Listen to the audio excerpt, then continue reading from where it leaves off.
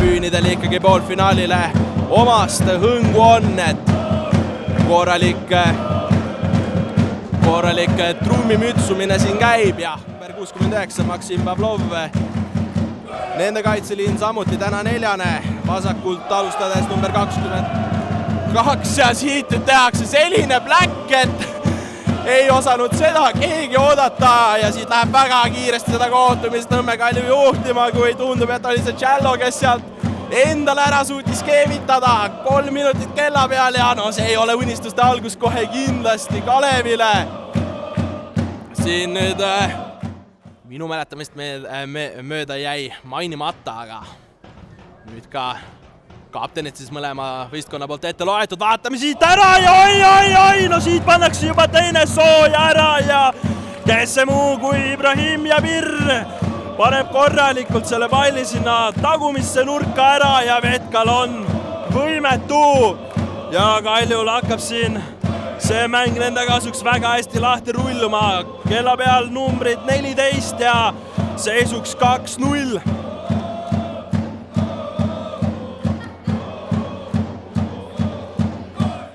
Et siis jätkata, vaatame selle olukorra ära, läheb keerutama ka, aga ei taba sealt ja omavahelisi duelle vaatame hoopis selle olukorra siit ära. Nüüd võimalik seal kastis teha ja Vetkal teeb siit nüüd esimese korraliku tõrje ka.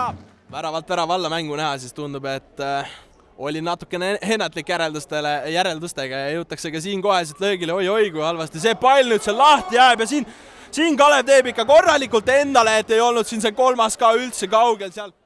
Lõppude lõpuks kasti ei lähe, aga siit nüüd võimalus anda, tuleb Ricochet pall ka ja tundub, et hetkel ära varastas ja vaatame nüüd ära, kui Lermel võimalus ka ja pall põrkab kehvalt ära vette lahti, aga Ernits esimesena vahel. Läksid see pall autega, vaatame ära nüüd hoopis siit Kaljul võimalus tulla ja kolmandas oli lähedal, aga kui Lerme löök ikkagi ühe kollase Vahme hoopis selle olukorra siit ära, kui Lerme ei lase mul seda laust lõpetada ja siit see pall tuleb kasti ka, aga nüüd on lahti ja lõppude lõpuks ikkagi Vetkali käes.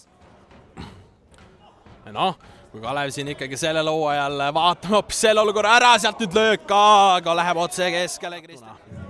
Vaatame ära siit Kaljul jällegi võimalus tulla, oi, kui palju ruumi, läheb kauglöök ka teele, aga sealt tabatakse reklaam. Kui see edu oli, siis edu on praegult lõppenud sellega, et Kalju tuleb 3-2 rünnakule ja siit on võimalik nüüd teha, kui Lerme võtab ette ka ja paneb seda taha poiste ära. Täielikult minu sõnade vastu näitab seda, miks ta siin täna üks kõige teravama jalaga mängumehi on. Seal lastakse tants ka lahti ja ühtlasi vist võib öelda, et see on nüüd finaalpileti viimane selline asi, mis ära tuli lunastada. Tablool nüüd numbrid 3-0 Kaljule ja kui Lerme, kes seal väljakule number 17, Ramon Smirnov.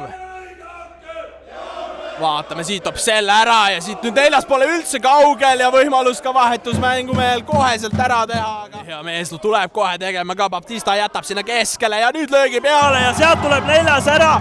Vahetusmehed teevad oma vahel ja värava autoriks Danil Tarasenkov ning Tarasenkovi värava siis eeltöö tuli ikkagi just vahetusest sekkunud Baptistalt. Oi, siit nüüd tehakse juba rahvale, kui Lerme tuleb, võtab ette ja siit on võimalik minna otsima ikka konks ja löögikoht ka ja siit pannakse taas see värav sahisema. Nüüd on numbrid juba tablool 5-0 ja see finaalipilet on igati õiglaselt lunastatud, sellepärast et siin kohtumise lõpuni jäänud natukene alla 2 minuti normaalaega ning noh, teate, ütleme nii, et vaata, et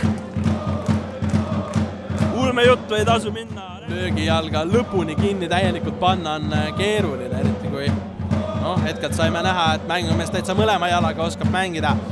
Siin jutu taustal on tegelikult ka veel üks kollane kaart välja jagatud, kui kollase kaardi autoriks number 22 Danil Sutšukov ja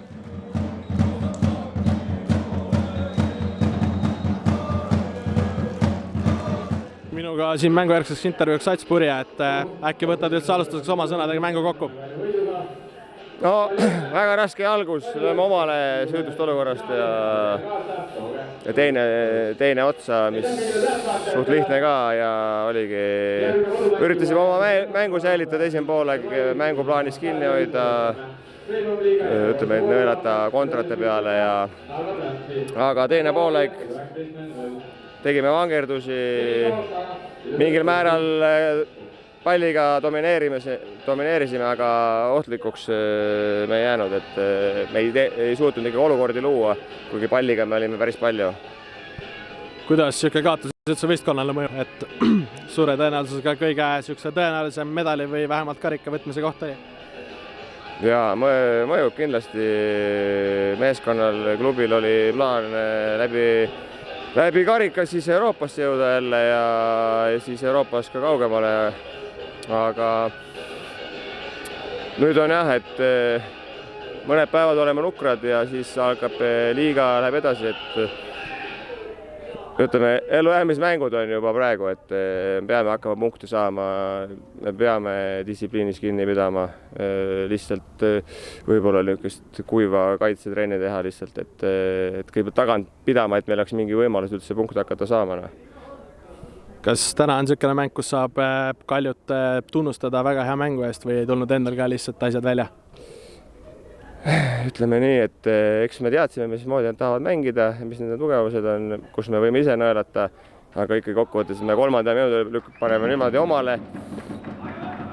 Pluss siis ütleme, see peab tunnustama seda kui Lörmet.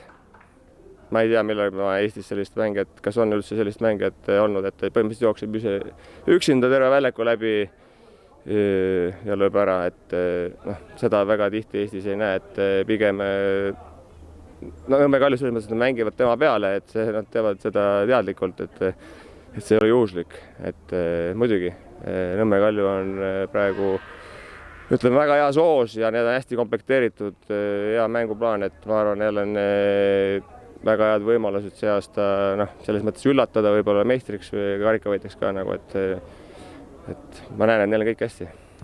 Aga aitäh, Ats! Ma soovin sulle edu tulevikuks. Minuga siin mängujärgseks intervjuuks ka Rommi Siht, et alustuseks, mis tunded on? No tunded on kindlasti head, et karikafinaalis mängida on ikkagi tiitli peale mäng ja see meile meeldib, et karikat on vaja. Kas tuli täna natukene võib-olla lihtsamalt, kui ootasite? Ei, kindlasti mitte tegelikult. Kalev teadlikult on kaitses. Ütleme, et hea, et me suutsime varakult ära lüüa, ühe nende poolse ja siis üks meie poolne ja see juba andis meile nii-öelda enesekindlust, et mängu nii-öelda kontrollida. Teisel poolel võib-olla mõni hetk muutsime veidi lohakaks. Ka esimesel poolel tuli väikseid vigu sisse, mida tuleb parandada sellistes mängudes, aga üleüldiselt võib rahul olla. No siin tagataustal ka näha ja kuulda, et roosad pantrid tegutsevad, et ka mängu ajal olid üsna häälekad, et palju see võistkonnale juurde andis? Kindlasti iga mäng on olnud viimasel ajal, et fännid on meie taga olnud. Vaadates neid mänge Hiiu staadionil, igal pool mujal, A. Le Coq Arenal, kõik fännid on meie taga olnud selle ajal. No mis te siit tänasest veel kaasa võtate peale selle finaali pääsme? Kindlasti seda, et meil on kohti, mida parandada väga palju, et kindlasti, et kui vastane mängib nii-öelda low blokiga, ehk siis madala liiniga, siis kuidas me neid lahti arutame, et seda saab kindlasti veel paremaks teha, et palliga veel kiiremini olla, et me suudaks ka suuremates mängudes ise palli vallata ja domineerida hakata. Aitäh, Rommi, ja ma soovin sulle juba edu järgmisteks mängudeks ja